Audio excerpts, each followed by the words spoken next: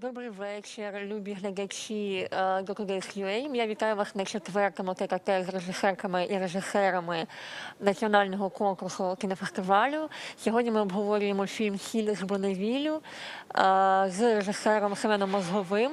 І я хочу нагадати дві речі про...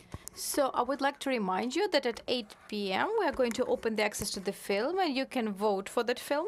But I'm going to talk about it a bit later. And the film is going to be available until the end of the festival for 600 views. So watch it because if you want, but there are lots of people who want to watch Ukrainian cinema. And secondly, you can ask questions to Simon using a video comment form on DocuSpace or even now. During our conversation on Facebook in the comments to that broadcast. So, greetings on the global premiere, Ukraine premiere, well, on the premiere in any case, and I would like to tell you about the interviews that I could, because the film had a very long way, and it actually was covered in the media. Participation in Vision Sound, search for composers. So it was all very interesting. There are lots of people who are looking forward to that film and observing its birth right on live. But I would like to start from the beginning. On the starting point in the interviews, you said that it was a producing project, but then you joined it as a director. What does it mean? So it wasn't your idea, or that's what it means, that it was a producer project and I joined it. I was invited a month before applying to Ukrainian self-eventually when there was already a development, but the deadline was already approaching, they were already reaching for the record, and we were really going to go film. It was confirmed, and that's it. And I got involved. Why did you agree? Well, they told me, well, you know, America, all the stuff is going to be cool. So that was that American business trip that lured you in. Yeah. Well, I don't know. Yeah, and also interesting story. I finished the Winter Garden already completed. I was editing. I was thinking where to go on, and then I thought, well, that's going to be my second documentary. Why not? This could be interesting. Well, you know, listen, that's a very brave story, because I think it would have been an exaggeration to say that Ukrainian cinema, most of all, this new wave, if we talk about the new wave, it is actually everybody looks at the first film, and then second film, just it's either scary or you don't know how to do it. And there's also reliable filming, because you know that it's very easy to get for a debut and very hard to get financing for a second film. But here, you decided to actually struggle in, because there was a story with the trip, and you thought, why not? So this means that you had some kind of fear, or maybe not. I'm not going to have the second film otherwise. Yeah. That there was a feeling that this topic is, well, not really close to me, but it still can be interesting to do that. It was, I could actually make a film on the topic of friendship, masculinity, and record, creative documentary. That's something different. And I thought, well, why not? And that's it. Okay, so that's how you made that decision. And when did you meet the characters? I met the characters at the pre-shooting, I think. And yeah, we went somewhere, we looked around, we filmed, we changed the lights in the garage to replace for good lamps, and then I met them, and actually it was 2 months before the record. It was just going and going, and then I started finding something, then we left, and I didn't know whether the film was going to happen, but then it all happened. It was interesting, because, yeah, well, actually there is an impression that you have lived with these characters for a long time. You have already felt this culture of records and this reassembling of motorbikes. I mean, how did you actually manage to work with this very close community, this subculture, and this dictionary that they speak? Well, you know, reassembly, it's a very good word, because that's what they did. They reassembled, and they reassembled the story when I was editing for a very long time, because it's very easy, and very simple, and actually making this very simple drama construction, it was hard, because all that didn't work, and then suddenly started working, especially the first half of the film. It seems to me that's it. And then, yeah, cool guys. And they really wanted to reach the record. They understood film in their own way. We expected different things. We had different adventures, but yeah, it was okay. We were all on the way. What did they expect from the film then? Or did they somehow impact it? I can tell what they understand the film, really. But I mean, we talked to the previous colleagues as well and the participants of the competition that in many cases the characters are trying to influence the director and say, well, you know, you film this and you don't film that. Like the character here wanted everything to be very beautiful and pastoral and all that, and they were all trying to impact somehow and to look somehow better, and yeah, everybody tried to look better, you know, all boys are trying to do that. But actually they trusted me more or less, I can say. They saw the teasers of the film, they actually looked at all that, and they really tried, but they were moving in their own rhythm. They didn't have lots of, well, they had lots of roles that, and they didn't really think about the film, and actually they were working on that. But I mean, in the garage there are lots of things happening. I don't really want to remember that, you know. But that's the most interesting thing, you know. But yeah, actually, when we were making that with the Ukrainian Institute, that promo blog, I recorded 2 interviews of each of the characters, and then Nazar actually talked from his house where he was, and Max was here, and he criticized the film a lot. Like he said that this is just a vision of the director, who actually just like that, and yeah. Yeah, but actually that was an interesting thing. Yeah, so they actually saw that, yeah, Maksym saw that at the presentation in Envision Sound, in the Zhenka Center, and Nazar didn't see anything. And on the big screen, yeah. So they are arranging something about the cinema, and they're like, okay, like this. Well, that's that's how the big premiere of this film was born. COVID times, cool. Yeah, only closed screens. That's what we have left. Can you explain us? I mean, I saw the film, and I accepted, and I think we accept some reality. There is some story with that Bonneville and with Bonneville, and people want to set some records, but actually there are no rules, and it is okay because that really overloads the situation. But then let's go to the context. Like, what are these guys really doing? Why do you need them? I mean, that's a question to the people with such nature. I mean, this is a subculture. There are people who live in this speed, and they live by records about movement. They listen to the motor, how it sounds, what you can do with the cycle. I mean, there's different categories at Bonneville. They were on this vintage gas, and before that I didn't even really understand what it is, but now I understand it's like 1, 2, or 3 cylinders. They live by that. They find some passion in all that, and they gather there. At Bonneville there are actually lots of things like that. Yeah, that's true. And there were 3 teams there, one from Kharkiv, another from Yarmalik, and third these guys, and they went there for the first time, like these racers. They set records here. I don't know. These are people who set records. Why are they doing that? That's somebody else's. Yeah, that's true.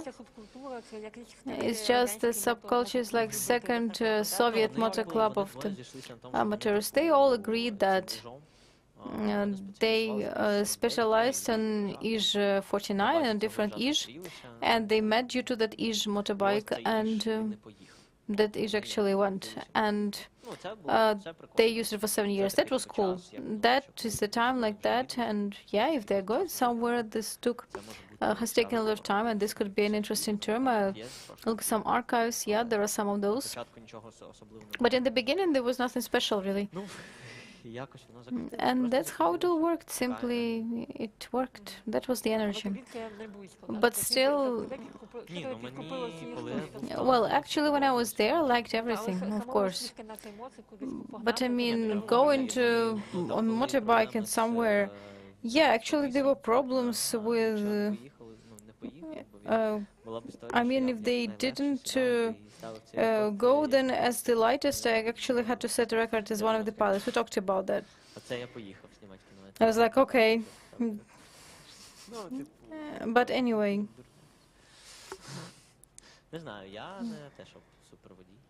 It's not like I'm a super driver, really.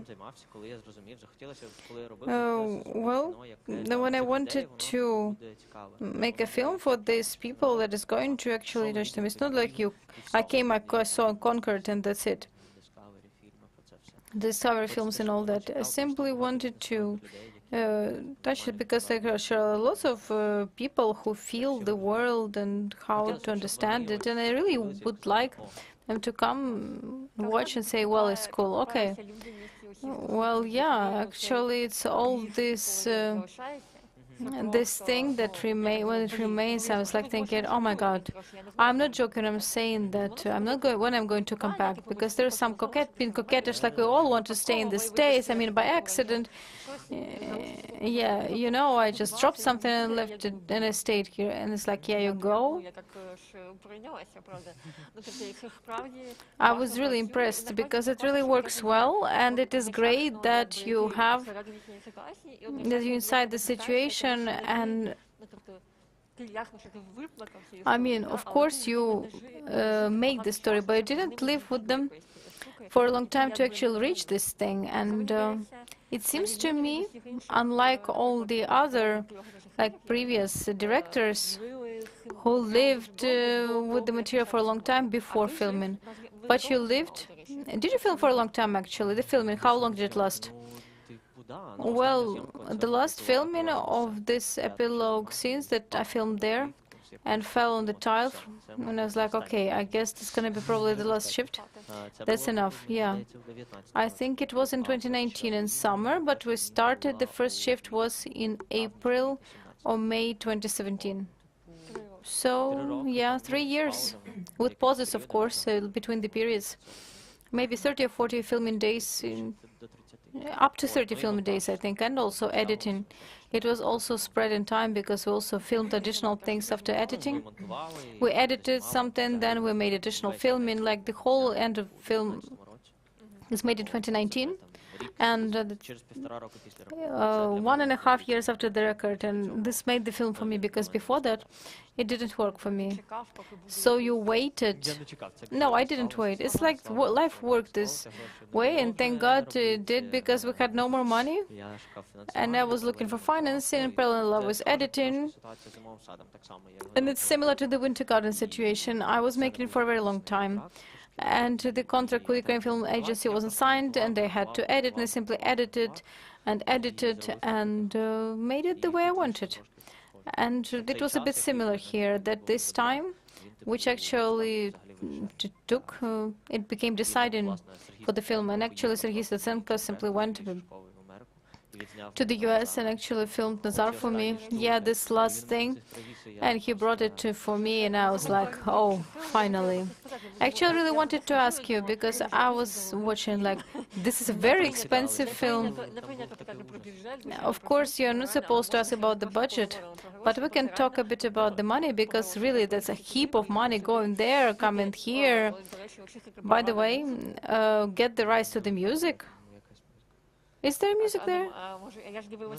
But I watched, I mean, in the middle of the shot there is music. Yeah, 30 seconds. It's okay. Yeah, I sold all that. It all works in the US, fair use and stuff. Yeah, I dealt with it. So it's good that it was in Germany or France. In the US, there is quoting, and I mean, you can use 29 seconds to show the context if you reflect it. For now, it's kept like that because what they told me when I was clearing the rights, I mean, that's really ridiculous. For DAKH or no, for DAKH it wasn't a problem. No, there were American archives. And over there, I worked with those fair use applications. Yeah. Well, it's not that it's really expensive, the movie.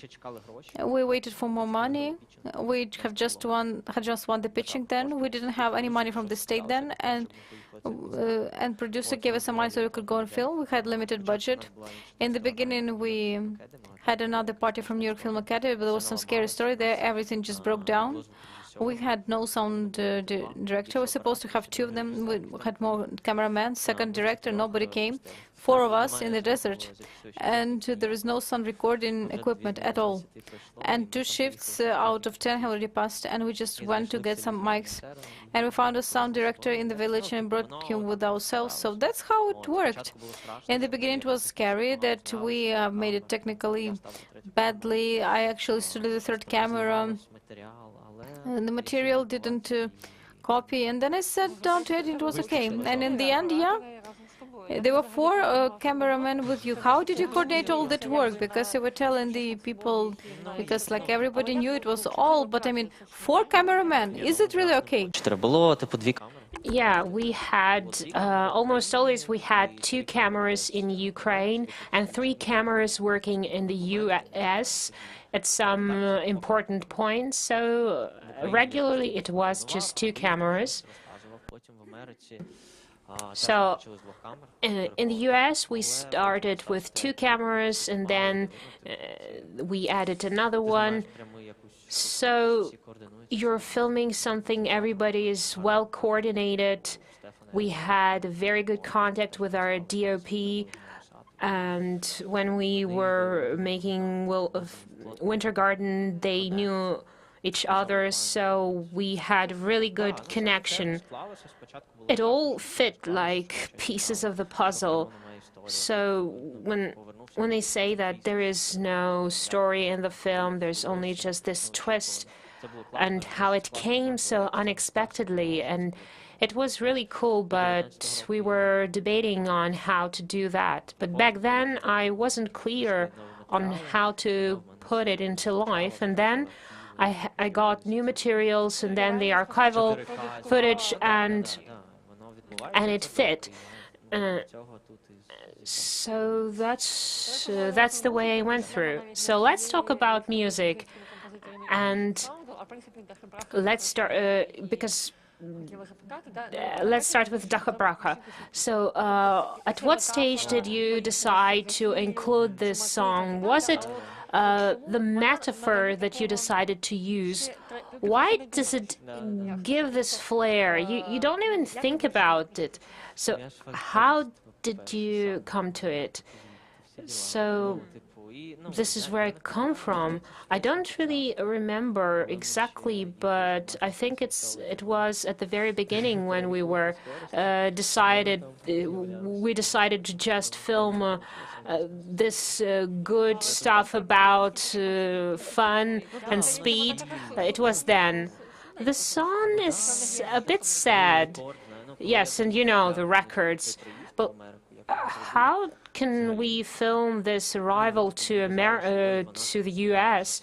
And I was told it's so sad, it's drama, because they are going to set the world record. That's fun, it's great. And before this record, we just wrote it, and maybe I could do this go it in a super dramatic way. And when we came to the film set, well, they deleted the backup, and there we were. Maybe that was for the best, because you got what you got, and then I re-recorded it, and then it came to me. Marketing or not, I wanted something more emotional, more complex emotionally.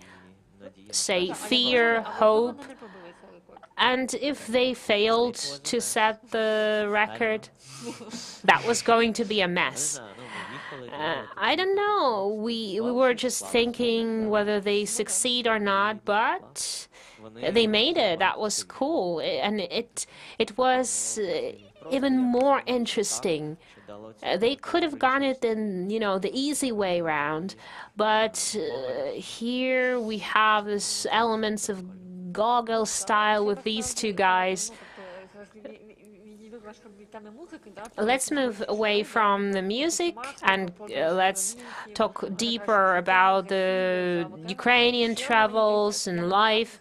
And I think that there is another metaphor of assembling the motorbikes, because we take this Soviet machine that doesn't work and we reassemble it to set a world record. No, I didn't go that deep. So you could have gone this way and make it a puzzle. Yes, there is this ardor to set the record, and there is the motivation, and every person has their own motivation. Sometimes lives give you everything, and sometimes you just try, and you don't feel that it's enough. So, and the topic itself of the country, of what to do, which way to go, about the characters. Max, in his interview, just accused me of portraying his partner that way, Nazar. And so, was it because they had this friendship, or why? Well, next year they did indeed go there, and he beat his record. So was it in 2019? This film just covers several years, and through the years they didn't change. This is how it happens. But this scene seems to me that it could be a manipulation when he calls Nazar, but the line is dead. So did he really ignore him? Ignored his calls? What can I say? At that particular moment, he didn't answer his phone. And these were the 2 last days. That was the final day of at school of his son, and the next day we had the scene in the garage. I tried to fit the scene with the school into the film, but it was really cool one, and I had this lots of finales, and so I cut out this one, and then we had this change with Max, so he was tinkering, and then I just couldn't do it anymore, and let's just, I said, drink some tea and you call him. So, and I urged him to call at that particular moment. And so what is it, manipulation or not? Their relationship changed, and I'm not sure whether they are still friends or not. Were there any other moments where you tried to influence on what is happening on screen? I don't know what is manipulation in film, in documentary, whether you're just trying to broaden the scope of possibilities. Well, this is documentary filmmaking, and I don't. You open the borders. But in the commercial filmmaking, that's different. Maybe you're trying to adapt it to the mass audience, and here you put it all together, and the fit fits. And you're saying it this way because you got lucky. because this is the story that really happened. This is mostly just a point in time. They went there, and they came, something happened, and that's it. But if it didn't happen, what then? Maybe that would have been even more interesting. Maybe it would have been just more drama. Indeed, this film just has this situation when the road forks out, and when I thought that if I go there, then in a fortnight I get either this film or that film. So you cannot just forecast it. This is a challenge. I had this vested interest. Yeah, you tuned in, and that was the story, and you came, and here it is. This is happening with all of my films. It just goes on and on and on, but this is really good because filmmaking requires time, and this was the time molding and shaping this film. I can't even imagine documentary films which are done really quickly. Well, Lasnitsa can do it when he's using archival footage. Sergei also filmed it. It does require time. And I wanted to talk about this story of manipulation in documentary filmmaking. I think I'm going to express this subversive thought that there is no documentary films. There are feature films. They are just the mold that the director makes based on reality. No, that's not being nerdy. This is just, shifting and removing borders. So if this is feature films, then what makes a documentary film so special?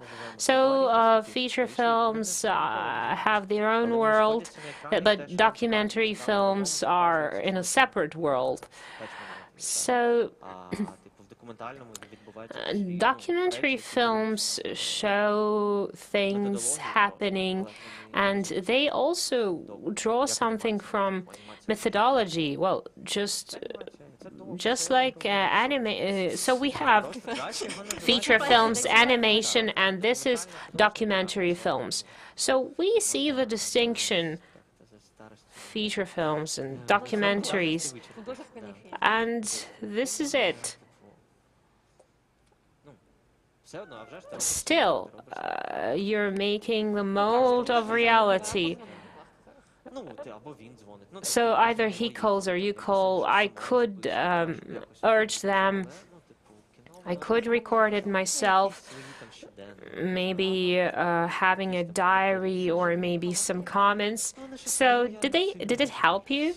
No, I wasn't referring too much to that. So you just wanted to engage them. Maybe they filmed something that I didn't. So documentary filmmaking means that capturing the moment, something that will never happen again. And for me, it's important to know how to do it. Not just, take your phone and film it, but to make it worthwhile. Maybe not all the time. Well, if you're looking at the stages of manipulation in reality, when you're trying to push them to do something like, well, Valek Vasinovich, can you ask them? Okay. I have these travels in the film. According to the Nevada state law, you cannot film somebody when they're driving. So when we left Bonneville, we filmed those characters driving. So is this manipulation? Yeah, they were driving. So this is our frame. It came a bit later, but they played everything, they made it. and they registered the emotions because Max was going through some bitter moments. Nazar was feeling different emotions. So was it difficult to arrange filming in Bonneville? We barely made it there, so we lost our equipment. We lost half of our team. There were difficulties with the hotel, but the people there, they're different. They love settling other people's problems. This is the land of opportunity. You come, I don't know, the cost of a license for the project $5,000, but there are some fun filming, and that cost us only $950. And then we needed to rent a pickup. There were no pickups, and we said to this person, we need this pickup, and he called this rental shop, and he told them that this guest from Ukraine need this car, and we got it. So, well, what about Ukraine?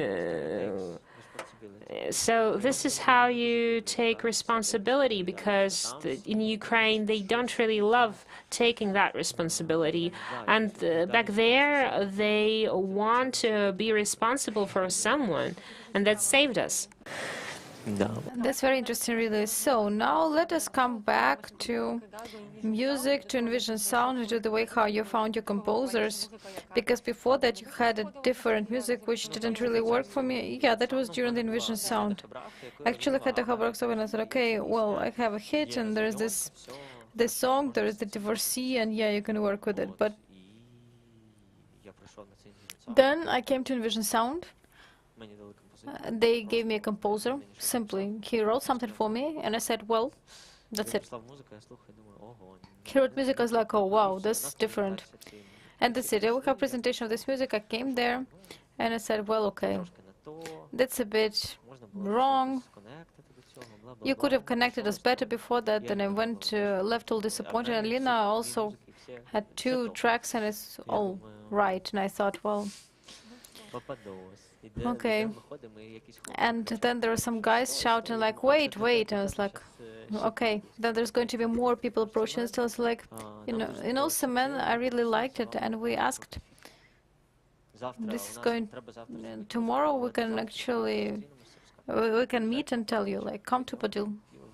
Let's go have some beers, I'll tell you. And they came there, they were super prepared. Yeah, they sent me a brief, like, about each character. I was like, wow, what kind of composers are those? And then they wrote this music, and the music was cool. And there were some ethnical Georgian motifs. I was like, okay, let's kind of take them away, because they wrote lots of instruments in, and they took them away. But I mean, first it was Nazar, and then this track, which they wrote, and then this connect happened, and we agreed to work more. Then they took that grant for the music, they wrote it, and then it turned out that they actually have a sound recording studio, and they're making sound design. They have a great sound director there, and very serious, and that's how I had all sound made over there in Georgia. Yeah, that was cool. I was happy. But you were also lucky here, and that's very cool, really. Yeah, that's how it let me, it floated. I mean, due to COVID now, I couldn't get the pre-recording, but DCP was postponed, and now I'm thinking about going to Georgia for a day, and listen to that, and maybe change something. Yeah. But then, yeah, I already had 5 PCR tests for the trip. Well, we talked about the music that the Georgians wrote. There were some national folk motifs in there, and of course they didn't work for you. But apart from that, did you have any more limits that you put in the music? Because, I mean, music and documentary, that's like a huge field for conversation. So, what the music should not be for you? I mean, for myself, a film is a surfing. You go on you ride the wave, and you balance. That's how I'm watching it. I cannot understand how I should limit myself. Like when I studied in the academy, when the actor was telling me what they should act and how they should read the poem, it's like, oh my God, what he said. I put all this intonation into himself. And then they tell me, the composer, what should I do? And I say, okay, you can change something. Sometimes there are situations when you say, okay, from this time code to that time code, we have music.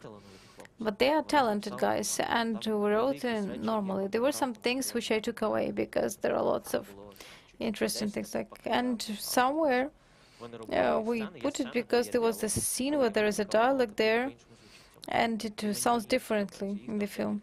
And actually, I left somewhere and then. And they also reworked DAKH seriously. I thought, well, okay. And yeah, I thought, well, okay, I need it. I try not to limit the people here. Yeah, actually, I really wanted not to put the limits of people, but limits of myself. It's like, we're not going to go somewhere because there is music which the composer wrote the first. You understand? It's not right. By which feet? How did you learn that it didn't work? Just the feeling. You know, the way that you work the level.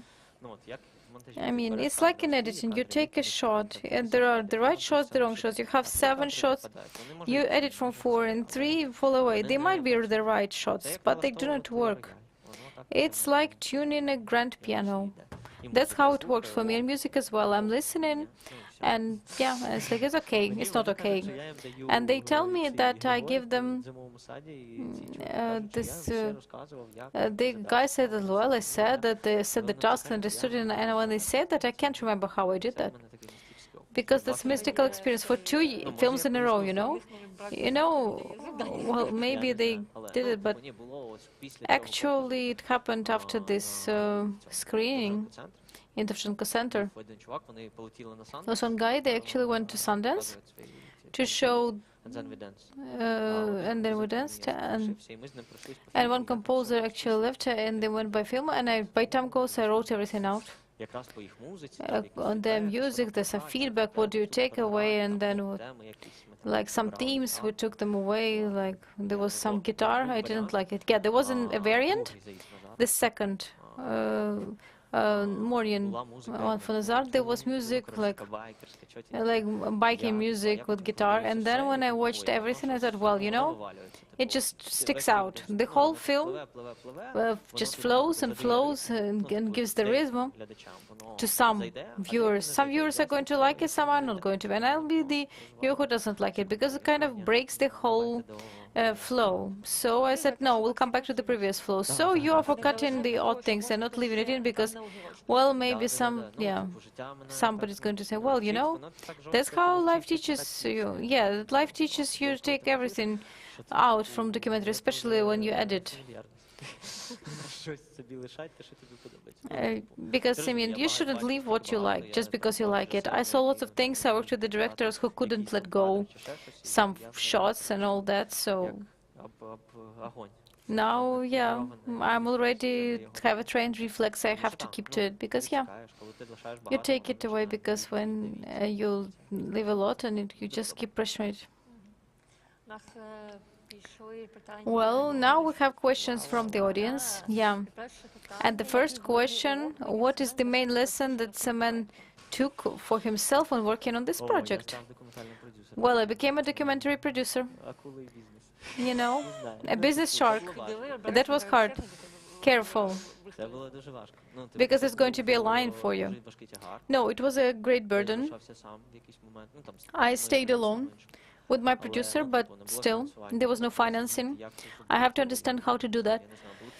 I didn't know. There were some copies, some screenings of some materials, and I started working on what is VAT, what is a video engineer in the project, what our producers do very rarely. It's very important when you have so much material and when you simply cannot work with it. I had a year of some nightmare when we simply synchronized the material. And my lesson was to do everything clear-cut with the video engineer. I learned the profession, you know. But listen, there were producers who took up this project. Yes, they were there, and for different years, and then it just fell apart. Well, you know, editing a documentary, especially a documentary like that, that's a very huge process.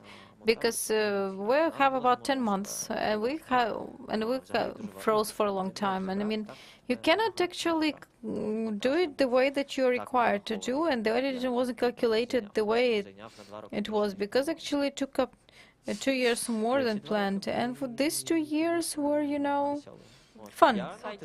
Yes, exciting. My important lesson was that in the film, like, what is important for me in the film?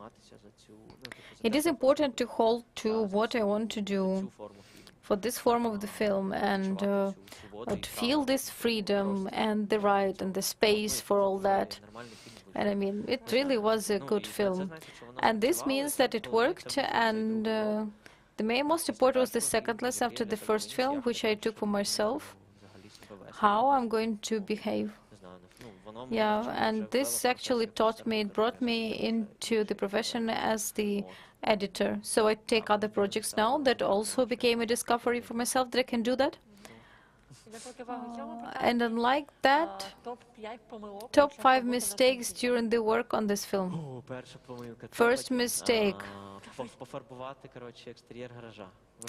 painting the exterior of the garage. That's just money wasted. That was my mistake. I thought, well, it doesn't really work well, let us just repaint it all. I mean, yeah, we filmed it, but we even painted the second floor, so there's this big shot, but then I just didn't insert it into the edited version. But I mean, the door became better, but I didn't need to paint it. Okay, second. Working with the sound on the set, I didn't control it well enough. I didn't take good sound designers and just relied on somebody arriving. That was the second mistake. Third, using Osmo stabilizer for these diaries and extra filming. No, nothing made it. That was a stupid idea. And then 2 more mistakes. Well, maybe you'll remember. I don't know. Those who I forgot to put in the credits in this year when I was making it all. In DCP, everything has to be taken into account. That's the 4th mistake. And the 5th mistake is that stabilization is something I really worked on, but I really had to be more calm. You know, some shots can be watched without stabilization. Yes, they are shaken. Somewhere there's technical stabilization. I'll do it for the DCB, but the way that I planned to even out the whole film, I'm not going to do that. That was also my mystical experience after watching. I was like, okay, no, it doesn't work. Let us bring it all back. Yeah, okay, that was 5 mistakes. You know, for our audience, it's not going to be a discovery for them. What I want to say, if somebody finds this record somewhere, this whole story, I mean, it is a refutation of a very popular statement that documentary is something you can do on your own. Well, I cannot actually refute it, because I know several people who make films themselves, and they are brilliant. They produce, they film, they edit, but that's not an obligatory condition. Oh, well, of course, it's just that they are unique. Yes, mostly these people, they simply do everything on their own in their lives. So they feel comfortable with that. You can do that, but no, this is not desirable, and this is just one of the types. Like some films are very expensive, some are very cheap, some are like very, very small, and it can be a super movie. Some films, well, I mean, they're all different, and all should support it. You have to understand it. You have to have a critical understanding of all that is happening, and I don't know. That's all that I want to say. So what I can tell future officials in the Ukrainian film industry, say, yeah, there's going to be a message in a bottle. I think that this is the question that's always asked, but when I watched this film, I thought it is audience film, because of course there is this dramatic story, and you really worried, and you start to really get about really actions. But what are we talking about when we talk about audience film? About the emotions that you can convey. Which audience did you look up to when you're making this film, and what is actually what are the release plans for these films? Because I want to ask everyone and keep forgetting. Well, as for release, theatrical release, we'll see. And before the loud premiere, I'm not going to release it. I need a big screen. I really want to have it in a festival. Let's see what kind of festival it's going to be. Because this is industry, and the documentary industry is actually merciless, and international distribution as well. And you really have to stay in this matrix of the festivals, the film market, all those things. You cannot leave that. So that is why you have to keep distance from it, but you cooperate with all of them. So that's why I'm waiting, and then there's going to be distribution. For now, I don't have a distributor, either Ukrainian or international. All these letters, festivals, copies, well, this doesn't open, the event doesn't work. Yeah. So for now, before I have, I mean, my task is to make a DCP.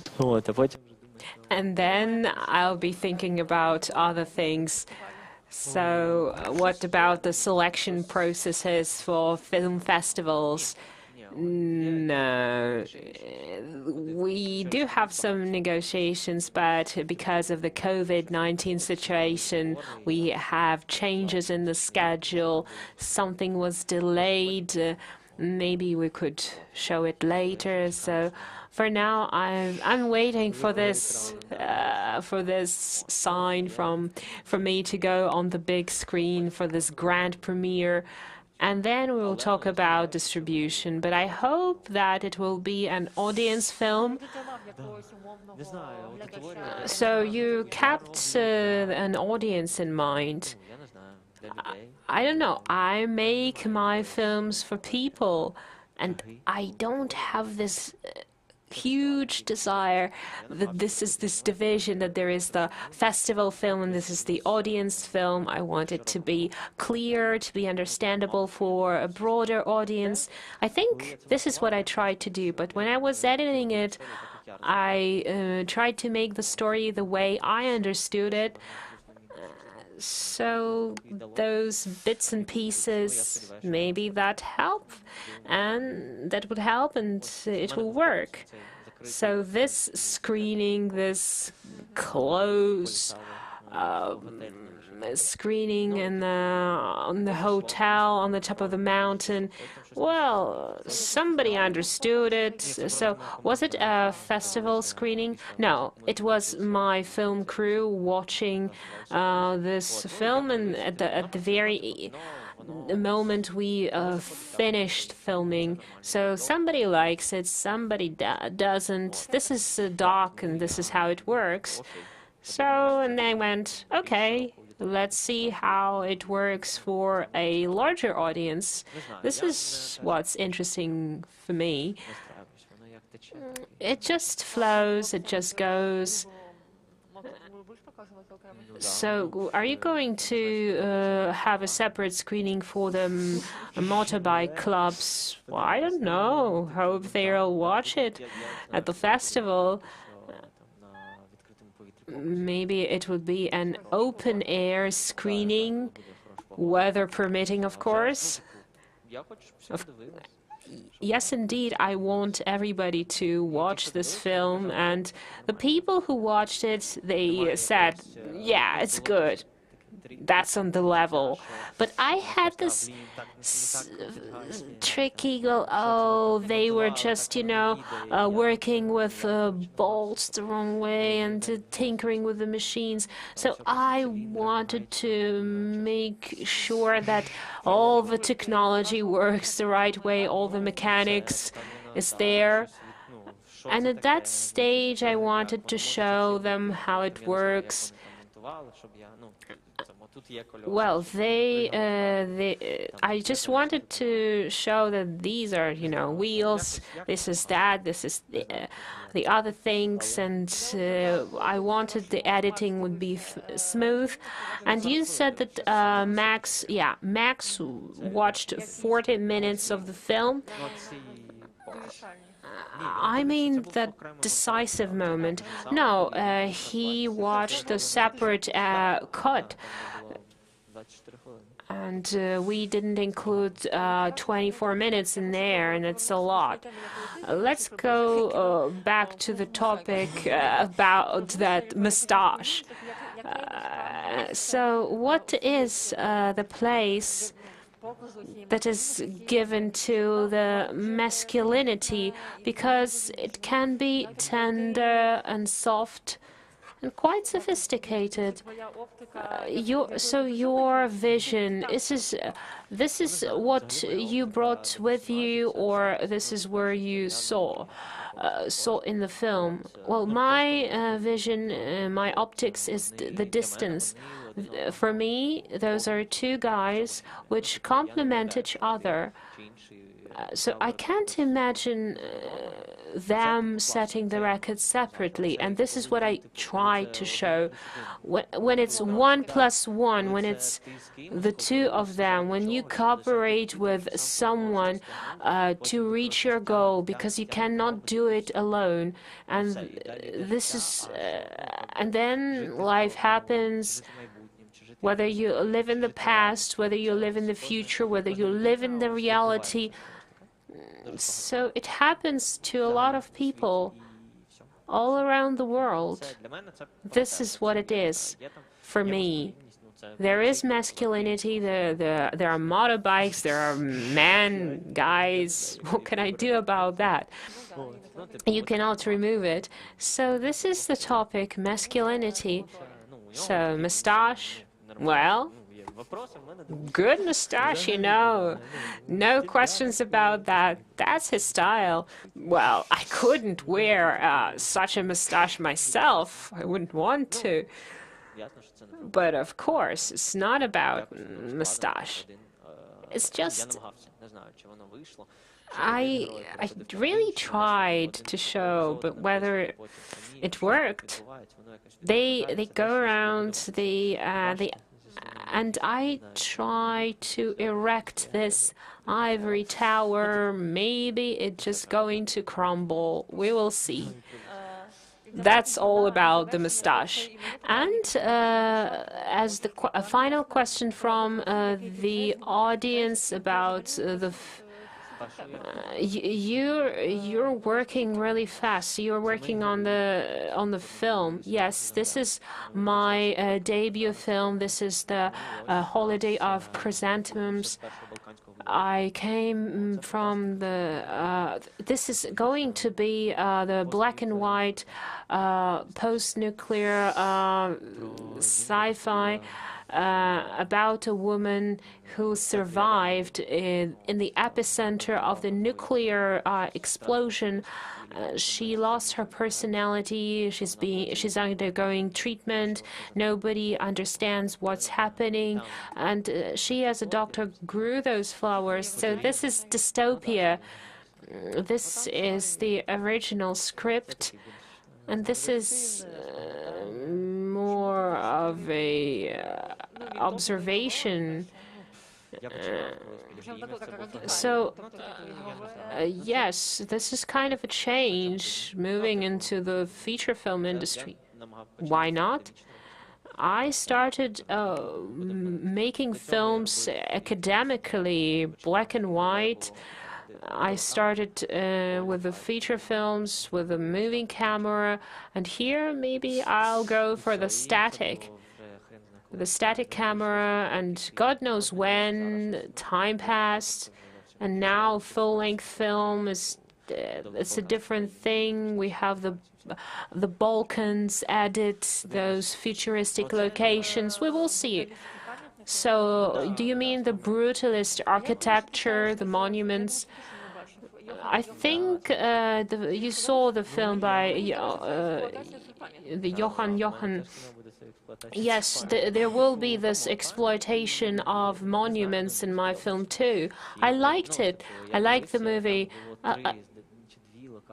There were, I think, 2 or 3 locations out of 4 or 5 that I have in the Balkans, and I was thinking, my God, what I'm going to do, and I then understood that it's a different movie altogether, about the creation of the myth that now the vision of the future changed with the modern population. So there was a lot of utopic thinking. Everybody was thinking about the conquering the space, and now we're thinking in the terms of dystopia. We're thinking the end. And we're waiting for the end approaching, and the perception of the future became different. And it somehow overlaps with what I'm filming. And here I am thinking, I'm going in the right direction. And I came back from the US, and black and white film, I was just excluded from the pitching. And this film about it's just a work in development, is pre-production, research. I started this way. I went to the Union Doc Center, the film on American reservations and on colonial, so to say, spaces, this crack between the colonial and post-colonial world of America, of the whole region. And we'll see how it deals with the personal stories. But this is also, again, the work with space, maybe more of a museum-like project, a cross-cultural genre. This is my other project. So when are you going to finish the Holiday of Chrysanthemums? Maybe, who knows? Everything can shift, so the year is 2022. There will be a lot of post-production now, and we're negotiating with post-production companies. We'll see how much time it will take. And all this cleanups and fixing of every frame, it takes a lot of time, it takes a lot of money, and lots of post-production. Well, 12 or maybe 18 months. So we'll have this first block, and the second, and the block in the Balkans and in Ukraine. We'll have to understand what's going to happen. But we're waiting for the second Ukrainian block. Let's wait together. So thank you for today's conversation. In 4 minutes, we'll have a Ukrainian premiere of Salt from Bonneville. Please vote for it on DocuSpace, and I remind you that you can vote during 4 hours since you press the play button. And tomorrow at 7 p.m. we'll see you back with Ivansland with another director, and it's important. So for those who forgets about subtitles, you can press the button and there are subtitles, so don't forget, please, about the subtitles. Thank you. Thank you very much, and enjoy the film.